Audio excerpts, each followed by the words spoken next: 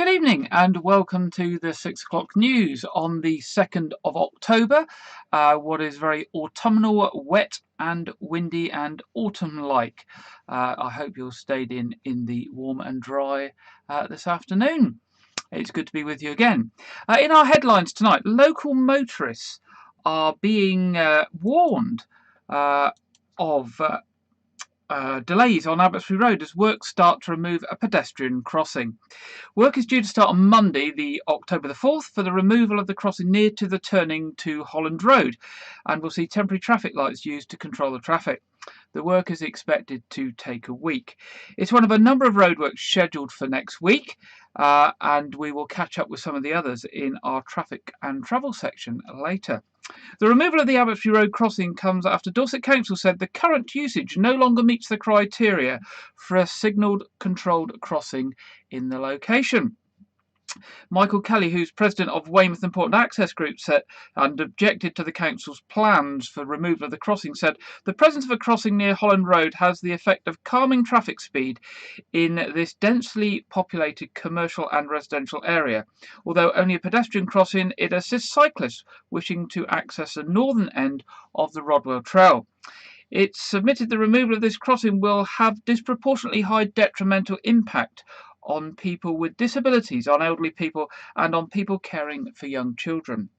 Councillor Ray Bryan, who's Dorset Council's portfolio holder for highways, travel and environment, said the council reviews all crossings when they reach their end of their serviceable life.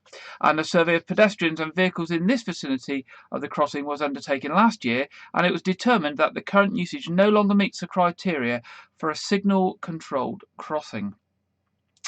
Officers at Dorset Police are investigating an incident where a teenage boy was bitten by a dog in Weymouth and are appealing for anyone with information to come forward. The incident occurred at around 1:50 p.m. on Friday the 17th of September as the 13-year-old boy walked through an alleyway from Doncaster Road towards the Rodwell Trail. He walked past a man with a Rottweiler-type dog, which lurched towards him and bit the teenager on the arm. The bite caused a small wound, but the boy did not require hospital treatment. The man with the dog is described as white, around 5 feet inches tall, and of large build with a bald head and a snake tattoo above one ear. He was wearing a black or dark-collared t-shirt and used a black rope lead for the dog. Obviously, the police would like to speak to this gentleman, even if it's just to get his side of the story. Staying with Dorset Police, detectives investigating reported assault on a woman in Weymouth Town Centre are appealing for witnesses to come forward. At 11 p.m. on Friday the 24th of September, officers were called by members of the public to reports of an assault involving a man and a woman in the area of Alexander Gardens. A woman aged in her 20s sustained multiple fractures to her face and was taken to hospital for treatment. She has since been released from hospital. A search of the area was carried out by officers, and a 27-year-old man of no fixed abode, who is known to the victim, was arrested on suspicion of grievous bodily harm and has been released on police bail pending further inquiries. Police Sergeant Gareth Jones of Weymouth CID said, "We know the woman and man were in the area of the Esplanade and Alexander Gardens prior to the incident, and I'm appealing to anyone who saw what happened to please contact Dorset Police as they may be able to assist with the investigation." So if you know anything about the dog bite or the assault near Alexander Gardens, do get in touch with Dorset Police, either on their non-emergency number 101, or if you wish to contact them anonymously via the Crime Stoppers charity on 0800 555 111. That's 0800 555 111. A controversial application for a housing development at a site off Verne Common Road on Portland has been approved. The application was for 2 4-bedroom units, 14 3-bedroom, 4 2-bed and 5 affordable 3-bedroom properties to be built on the Greenfield site. The site will be accessed off Verne Common Road on the eastern boundary with 3 tiers of housing with the homes stepped down the slope. The scheme also allows for 59 parking spaces and 22 garage spaces. The agreement is subject to the 5 homes being offered. The agreement is subject to 5 of the homes being offered for affordable rent and a financial contribution of $15,600 for grassland compensation and management for the local nature reserve, together with £59,250 contribution for affordable housing elsewhere.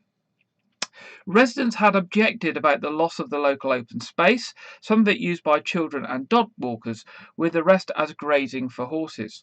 Some claimed the new homes would create added pressure for already stretched local health services and add to traffic problems on the Bendy Road, which leads up to the Verne Prison. Councillor Nick Ireland said the application put into doubt the relevance of the Portland Neighbourhood Plan, which had been adopted earlier in the year. He said it offered no guidance on the site, although the area is outside the defined development area in the wider local area plan. He went on to say, "It seems to me that if you can build on this land with a brand new neighbourhood plan, what is the point of having a plan at all?" Councillor Weller said without an improvement in medical facilities on the island, she was not able to support any further housing for the island.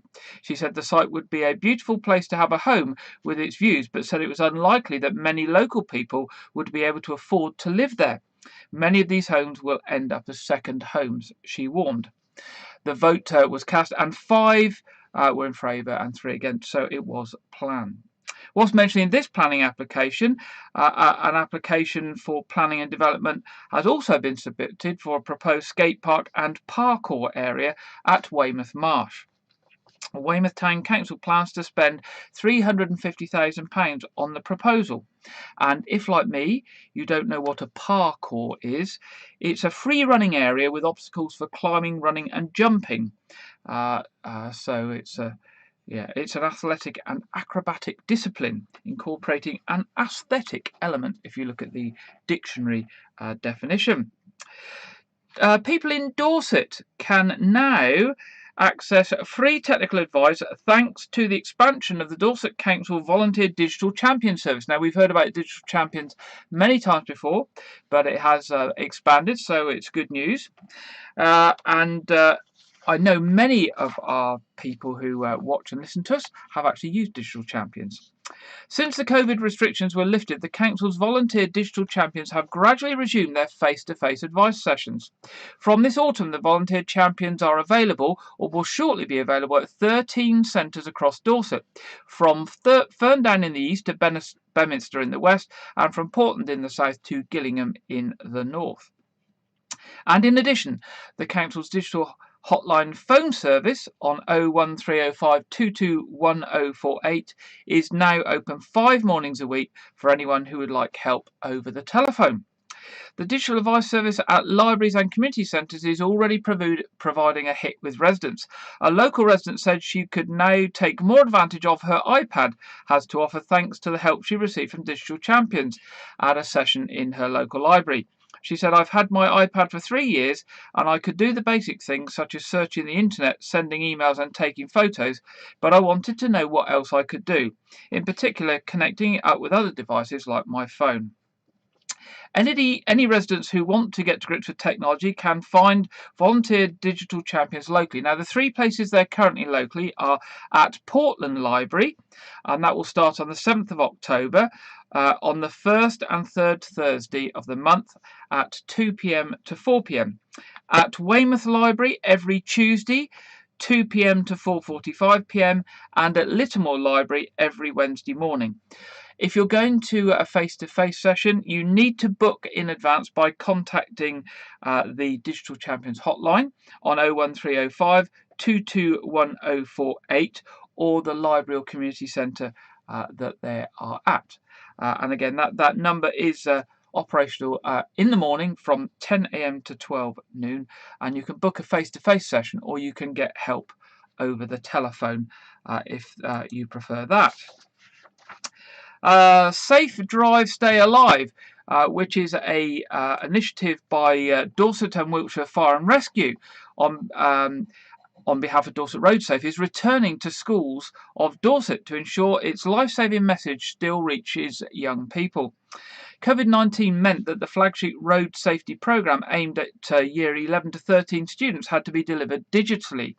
Now that restrictions have lifted, schools once again have the option to view the presentation live. The presentation uses powerful personal testimony and video footage to make the audience aware of the tragedy and suffering caused by road traffic collisions. Firefighters, medics, police officers, bereaved parents and people who have been directly involved in such incidents recount their stories. Christine Sharma, Road Safety Manager for Dorset and Wiltshire Fire and Rescue Service, said, "Our brave speakers are all local to our service area and have experienced the reality of road traffic collisions, whether as a member of the emergency services, as a victim, or as a parent who has lost a child. It is this reality that makes it so successful. We've learned and adapted a great deal over the last 12 or 18 months, incorporating more behaviour change theory and including tools to help empower young people to make the right choices, both as passengers and drivers. We're excited about returning to schools and adapting these to our live delivery." Dorset and Wiltshire Fire and Rescue Service are always looking for partners and sponsors to help sustain the delivery and continue the life-changing messages within this scheme. If you want to find out more how you can help, you can contact Christine Sharma on 07771 594 981. So that's Christine Sharma, Dorset and Wiltshire Fire and Rescue, on 07771 594 981. And if you're a school and you'd like the programme to come into your school, you can book the roadshow by dropping an email to Hannah Lynch at Dorset and Wilts Fire and Rescue at hannah.lynch, that's Lynch, at dwfire.org.uk. That's hannah.lynch at dwfire.org.uk.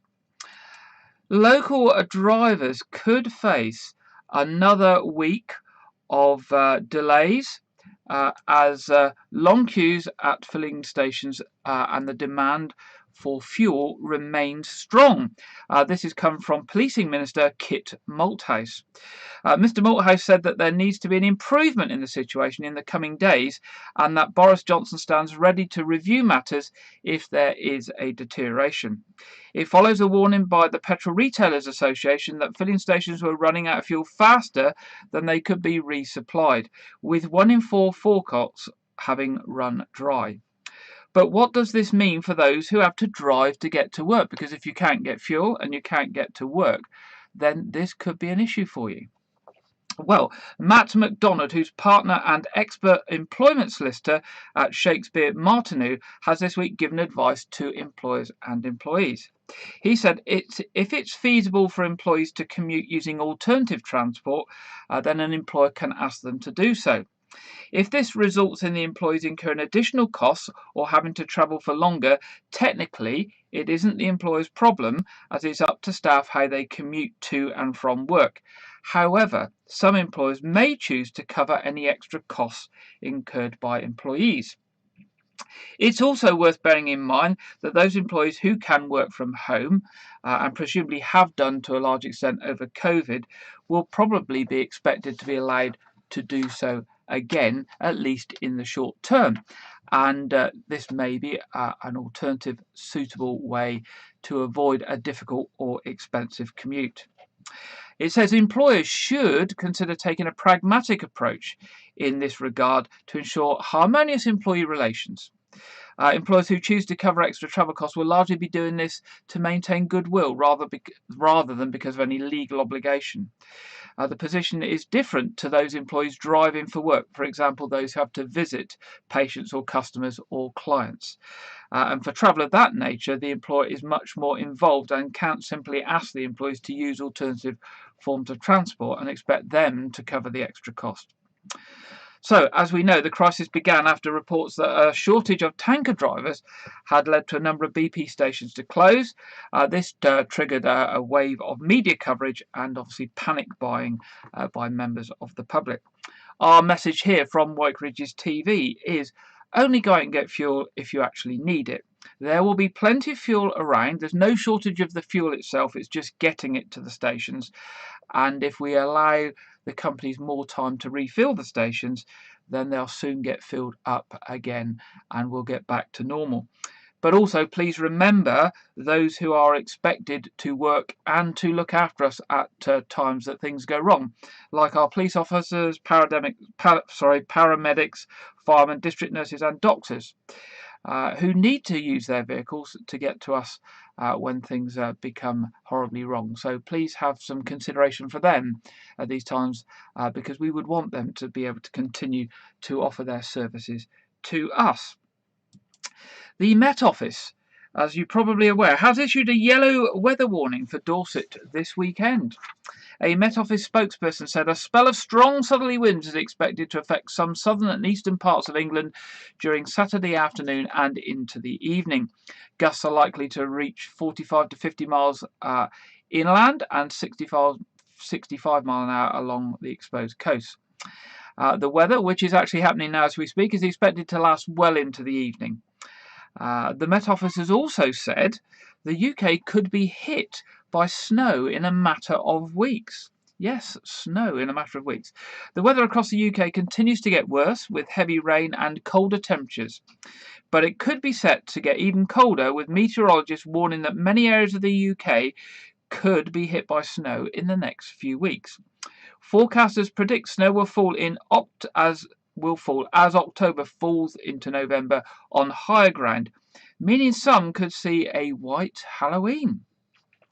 The snow warning is further evidence that Britain's warm spell is over, as temperatures are set to fall to average for autumn, and wind and rain is due to sweep the nations.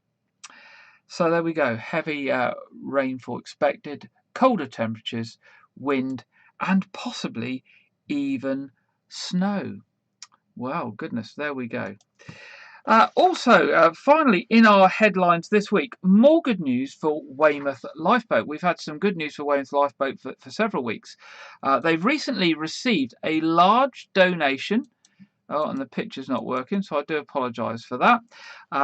From bequeathed in the will of Mrs. Jean Johnson. The station was visited by Mrs. Johnson's executives, a Mr. and Mrs. Stevenson, who handed over a cheque for, yes, listen to this, £235,000. Yes, £235,000. A similar amount was also donated to the Dorset and Somerset Air Ambulance. Mrs. Stevenson said of Mrs. Johnson, Jean Patricia Johnson was born in London in 1929 as an only child. She married Michael. They never had any children of their own, however, children were always their love. Jean and Michael moved into the vicarage at Tollapecorum in 1983, which they bought from the church. Having shortly afterwards struggled with the loss of her husband, Mrs. Johnson was devastated and gradually withdrew from the local village community and became less mobile and more of a recluse. Eventually, after several falls and illnesses, she moved into a home, but revisited the village every year for her birthday. Chrissy Payne, Weymouth RNLI Lifeboat Station Management Group Chair, said it's a very special day for Weymouth Lifeboat Station to receive the presentation cheque from Mr. and Mrs. Stevenson for the executors of Mrs. Jean Johnson's bequest. Mrs. Johnson's gift entrusts our crews to use their skills, experience and courage to continue saving lives. The RNLI nationally are showing their appreciation of Mrs. Johnson's generous gift by adding her name to the decal on a new Shannon-class all-weather lifeboat, which will be stationed at Yarmouth and Galston. This will be our first legacy lifeboat and is due on service in the second half of 2022. Well, that ends our headlines for this week. Now, our first feature this week sees Janet Hall looking back at textile designer William Morris, who died 125 years ago this weekend. So here we go, over to Janet. 125 years ago, on the 3rd of October 1896, William Morris, British textile designer, died. He was best known for his association with the arts and crafts movement and for one very famous quote: "Have nothing in your house that you do not know to be useful or believe to be beautiful." Morris was born in Walthamstow, East London, in 1834. He had a privileged childhood in Woldford Hall, a country house in Essex, as well as an inheritance large enough to mean he would never have to earn an income. time spent exploring local parklands and forests and churches, and an enthusiasm for stories of Walter Scott helped Morris develop an early affinity with the landscape. After school, Morris went to Oxford University to study for the church, and it was there that he met Edwin Burne-Jones, who introduced him to a group of students who became known as the Set, or the Brotherhood, and who enjoyed romantic stories of medieval chivalry and self-sacrifice. They also read books by John Ruskin and Charles Kingsley and Thomas Carlyle. In 1855, Morris and Burne-Jones realised that they weren't committed to the church, but wanted to become artists. Burne-Jones's connection with the artist Dante Gabriel Rossetti, a central figure in the Pre-Raphaelite group, soon led to Morris working with Rossetti as part of a team painting murals at the Oxford Union. While working in Oxford, Morris had a chance to meet with local stableman's daughter, Jane Burden, and they married and moved into Red House, a property that would be medieval in spirit and eventually able to accommodate more than one family to live and work cooperatively. In 1861, he set up his own interiors company, Morris, Marshall, Faulkner and Co. Everything was to be created by hand, a principle that set the company firmly against the mainstream focus on industrialised progress.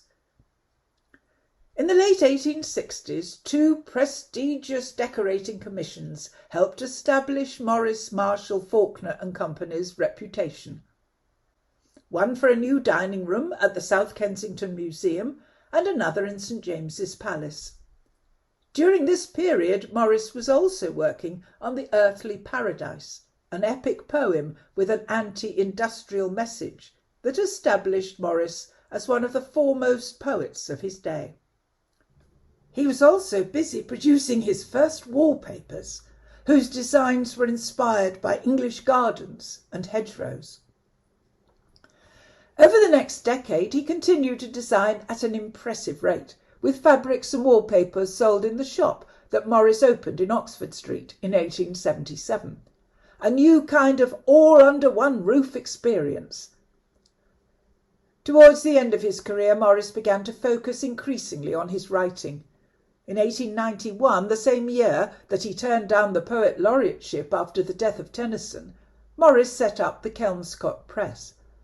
The books the press produced, eventually a total of 66, were printed and bound in medieval style, with Morris designing their typefaces, initial letters and borders. The most famous of these is an illustrated edition of the works of Geoffrey Chaucer, which was published in 1896, a few months before Morris's death.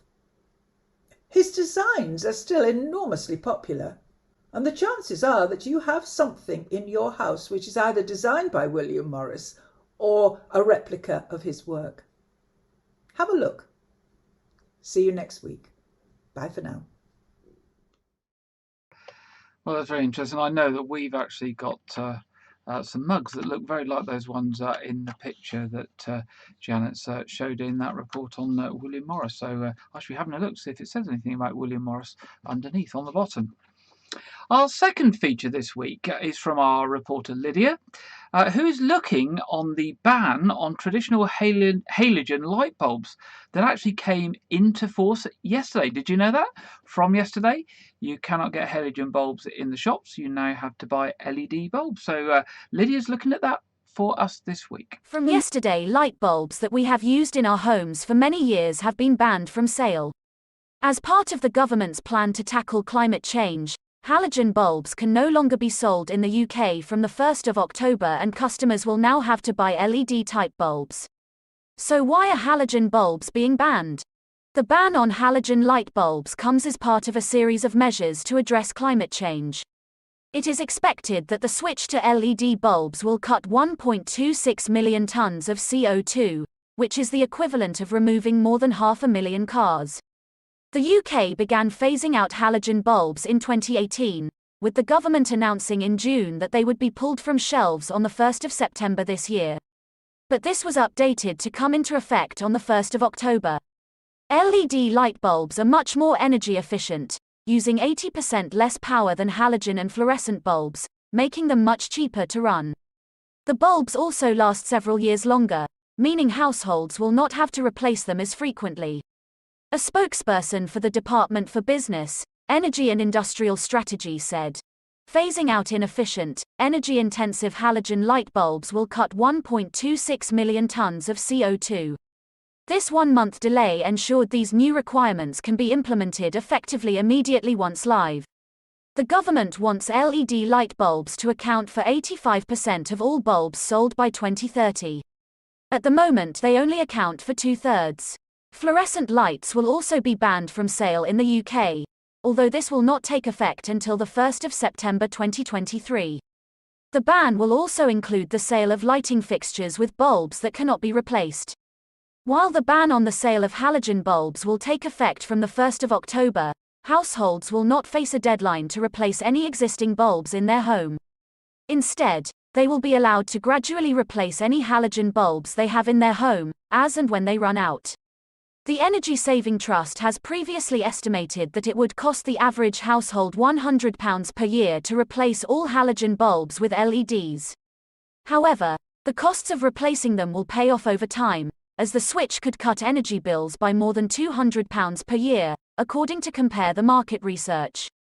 When the ban was announced in June, Energy Minister Anne-Marie Trevelyan said, "We're phasing out old inefficient halogen bulbs for good, so we can move more quickly to longer-lasting LED bulbs, meaning less waste and a brighter and cleaner future for the UK.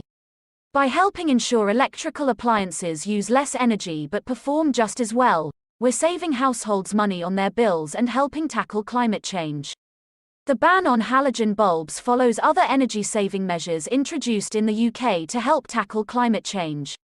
This includes a new right to repair law on electrical products, which came into effect in July, requiring companies to fix appliances including TVs, washing machines and fridges. It means electrical appliances can be more easily fixed, helping to tackle the 1.5 million tons of electrical waste generated in the UK each year.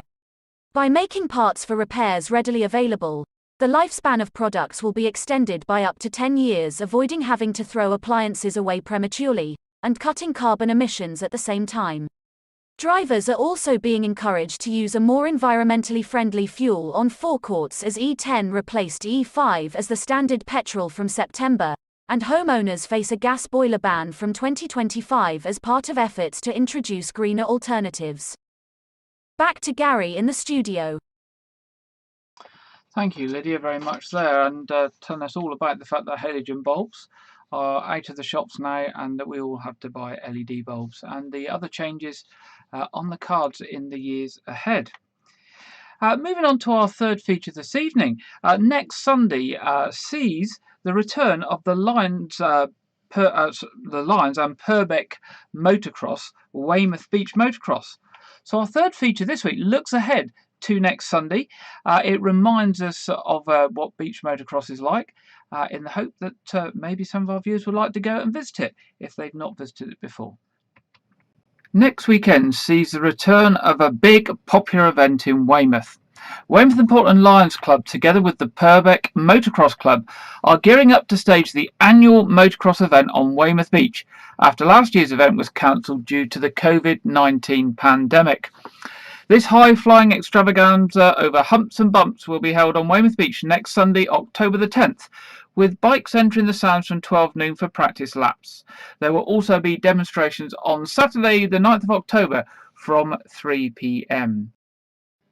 Weymouth Beach Motocross first started in 1984 and has been run every year since then, except for 2009 when the medical company didn't turn up, and 2020 due to the COVID pandemic. It's an event for all the family, and it's well worth a visit next Sunday in Weymouth. There will be 3 classes of riders taking part this year: expert, senior and junior, with each class having 2 races on the day. A few professional riders are also expected to take part. Although the event is free to watch, Weymouth and Portland Lions Club will be encouraging people attending to make a charitable donation. Programmes will also be available on the day, priced at £2 each, and can be purchased from any of the Lions stalls and members situated along the esplanade. Local Lion Ryan Hope, who's the event manager at Weymouth and Portland Lions Club, said, "This is an opportunity for us as a club to raise money for our charity fund, which we can then use for local charities throughout the year. There will also be several commercial and charity stalls along the esplanade with plenty of tasty street food vendors as well. We are hoping that this will be a safe event for all involved and would like to remind everyone to stay safe and remember hand, face and space while attending the event." Alf Stern, who is the chairman of Purbeck Motocross, told us, "We have more than 300 riders over 3 different categories expected this year, negotiating the usual sandy course of humps and bumps. We are the largest amateur event of its kind in the country, which isn't bad for a small club with about 10 active members." Local Lions president Kevin Brooks said, "We would like to thank all those businesses that have supported this event through advertising, Weymouth Town Council for supporting the event again this year, and We Are Weymouth for being our headline sponsor." We Are Weymouth have said they are delighted to support the motocross this year. It's one of Weymouth's annual sporting events, loved by the community and supported by a fabulous group of volunteers and long-standing members of the local Lions Club. The event is one of the most sought after and eagerly awaited events of Weymouth's tourist calendar. We Are Weymouth wanted to support this event, which attracts thousands of spectators and some of the best riders in the world, as it provides the business community with a magnificent opportunity to showcase themselves to the visitors arriving out of season. So don't forget, there are demonstrations on Saturday the 9th of October from 3 p.m. and the fun starts on Sunday, October the 10th, with bikes entering the Sounds at 12 noon for practice laps before the main event commences. There we go. That's Weymouth Beach Motocross next Sunday, the 10th of October. Well worth a visit. Let's hope they get some better weather than we've got this weekend. Won't be too good if it's incredibly wet and incredibly windy next weekend. So that takes us nicely on to see what's in the national weather forecast for the rest of this weekend, and we're over to Alex Deakin for this week's weather. Welcome to your latest update from the Met Office. Some very lively weather again across the UK this weekend. Spells of heavy rain and some very strong winds. There are Met Office yellow warnings in place. Sunday overall looks a little brighter, better chance of seeing some sunny spells, but it'll still be fairly blustery for most of us. Now, the low pressure system heads out into the North Sea, but then, interestingly, perhaps intensifies further as it bends back up towards the Northern Isles. Look at the isobars pinching together there on Sunday. Across the Northern Isles, gusts of 60, possibly 70 miles an hour. And as well as those very strong winds, the heavy rain will move into eastern Scotland. Now, there is some uncertainty about the exact extent, depending on where that low really develops and intensifies. But through Saturday night and Sunday, very wet and windy across the far northeast. Elsewhere, the rain should scoot away from East Anglia and the southeast, bringing fine conditions for the London Marathon, for example. But there will be more showers then in western areas, and those showers will move eastwards through the day on a fairly brisk wind. The strongest winds, though, across the far northeast, and those potentially 70-mile-an-hour gusts across the Northern Isles. It will stay pretty wet across western Scotland. Elsewhere, I said, it's sunshine and showers, so generally a brighter day on Sunday, but not completely dry. The winds will still be very noticeable and bring a fresh feel, with temperatures generally around average 12 to maybe 17 or 18 across the southeast. As I said, lots going on. Still some uncertainty as that low is actually developing at the moment. So make sure you stay up to date with the warnings through the Met Office website or, of course, the app. And, of course, we'll keep you up to date hour by hour if you follow us on Twitter. Thank you very much, Alex. And let's see what we've got in store locally for us. So this week, certainly starting off quite wet with some sunny spells developing after tomorrow. Much milder this week, but hopefully as the week goes on, it will get drier. But as Alex said, it's a very changeable situation. So do keep up to date with your weather forecast on the TV and radio and online. It's a developing situation. We're certainly into autumn and that windy October time that I'm not very au fait with. I don't like October and the wind, I have to say.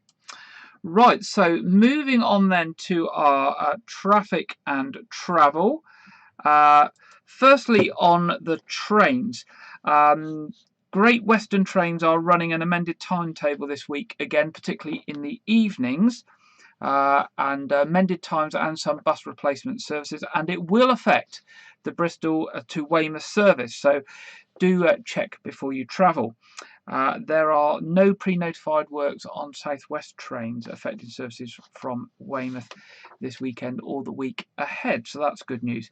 On the roadworks this week, Southern Gas Networks are in Goldcroft Road, Wessex Water in Southdown Road, Sudan Road, Melbury Road and Radipole Lane. Scottish and Southern are in Galway Road and Fairfield Road, and of course we've got Abbotsbury Road for the removal of that crossing we mentioned at the start of the programme. Other roadworks are Wessex Water and Portland Road, replacing a pipe with temporary lights will be in place. Works on Custom House Quay, and a 2-week closure of Nottington Lane begins with a diversion in place as well.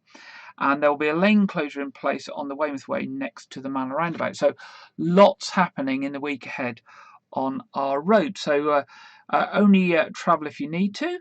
Obviously save your fuel and don't go out unless you need to anyway there. So yes, not going to be a happy week on the roads. What about on our What's On then? On our What's On section, looking first at Weymouth Pavilion, we've got Dr. Richard Shepherd, Unnatural Causes, on Thursday this week, the 7th of October at 7:30. He's a forensic pathologist talking about things that he's seen and discovered over his years providing that service. So that's not for the faint-hearted, I think, that one. And then we've got the King of Pop, Navi, on next Sunday, the 10th of October at 7:30 at the Pavilion. Do give the box office a ring on 01305 783 225 for availability of tickets, etc. on those. Now, tomorrow, the Noth has got its really good all-day event for the family, their Science Festival, where they've got creepy crawlies, they've got Astronomical Society there, they've got fossil painting, Bournemouth University, Portland Museum, lots of things happening from 11 a.m. to 4 p.m. for the whole family, with a focus on science and the family. On the 16th of October, they have got their poppy making workshop from 11 a.m. to 4 p.m. Again, pop along to their website for more details of what's coming up there. And of course, we've got the Beach Motocross next Sunday, 10th of October, and that will have some effect on the Esplanade and some of the roads in town, so watch out for that as well. And of course, on the 16th of October, the Weymouth Gin and Fizz Festival returns to the Pavilion. Okay, on to our film review, and this week's film is called No Sudden Move. It's available for digital download from October the 10th. It's from the director Steven Soderbergh, and it's set in 1954 Detroit. No Sudden Move centres on a group of small-time criminals who are hired to steal what they think is a simple document. When their plan goes horribly wrong, their search for who hired them and for what the ultimate purpose is weaves them through all echelons of race-torn, rapidly changing city. Kurt Goins, who is Cheadle, is down on his luck. Recently released from prison, Kurt is dogged by a gangster's missing codebook and his questionable history in the underbelly of Detroit's Afro-American crime syndicate. Approached by a shady go-between known only as Jones to do a babysitting job on the family of a low-level auto executive, Matt Wirtz, Kurt sees an opportunity to climb out of the hole he's in. But it's not that simple.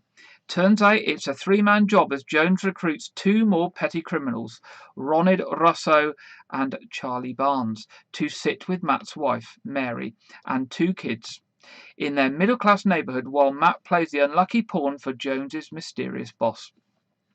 Everything that can go wrong does go wrong, leading Kurt and Ronald through a maze of Detroit's mid-century criminal elite, vying for interest in an ever-growing scheme of complexity and danger involving competing figures of the local crime world. Their activity draws the attention of the state police, in particular Detective Joe Finney, who throws yet another monkey wrench in the works as he navigates the deceptions on both sides of the law, blurring the line between them. Well, there we go. So this is it. It's called Sudden Move, and it's available on the 10th of October for digital download. You said a man want to see me. Ali Albert. He ain't coming in. What is he, white? Oh, boy. So what's the score?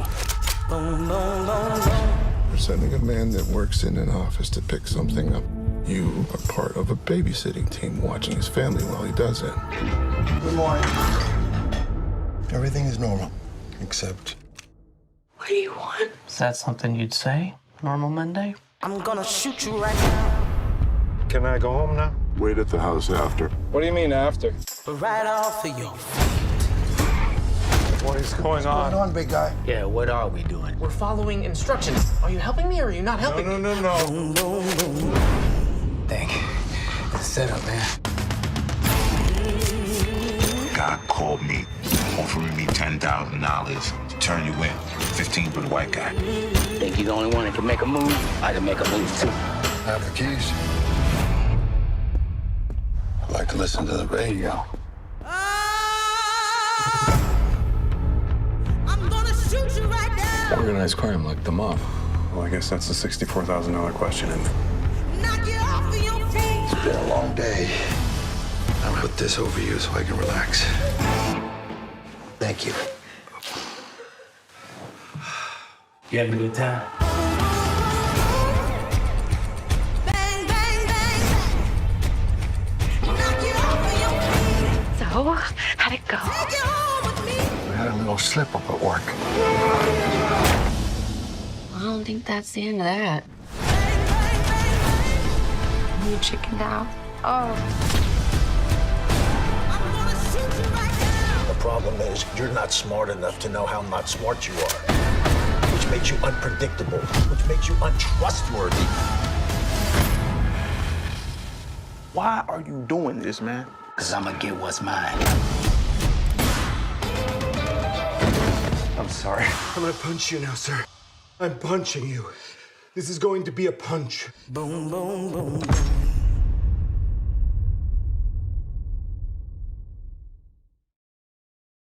There we go. That's No Sudden Move that's available from the 10th of October for digital download. Well, we're at the end of yet another programme, and it's time to draw things to a close. Just a reminder that our regular services at All Saints Church are 0800 tomorrow morning, Sunday, and at 9:30 as well, and St Edmund's Church at 11 o'clock. I'll be back with you shortly tonight for our quiz, starting at 7:30. We'll be going live about 7:15 for those that want to join, ready for a 7:30 start. And on Friday, we continue with our Year in Gardening with Clive Gray at 7 p.m. Remember that the news, the quiz programme, and our Year in Gardening is all available on Catch Up if you can't join us at our regular times. And of course, if you want to keep up with the news and events in the local area during the week, do follow our local radio stations, all community stations, all run by volunteers: Chesil Radio, Keep 106 and Air 107.2. They'll be very pleased to be providing you with local news and some of the other exciting programmes they have during the week. So it just leaves me to say good night. Hopefully you won't get blown away and too wet this weekend. Hopefully Sunday will dry up a bit and the sun will come out as we're promised, and hopefully the week won't be too bad. But I look forward to being with you again next Saturday at 6 o'clock. Good night, have a good week.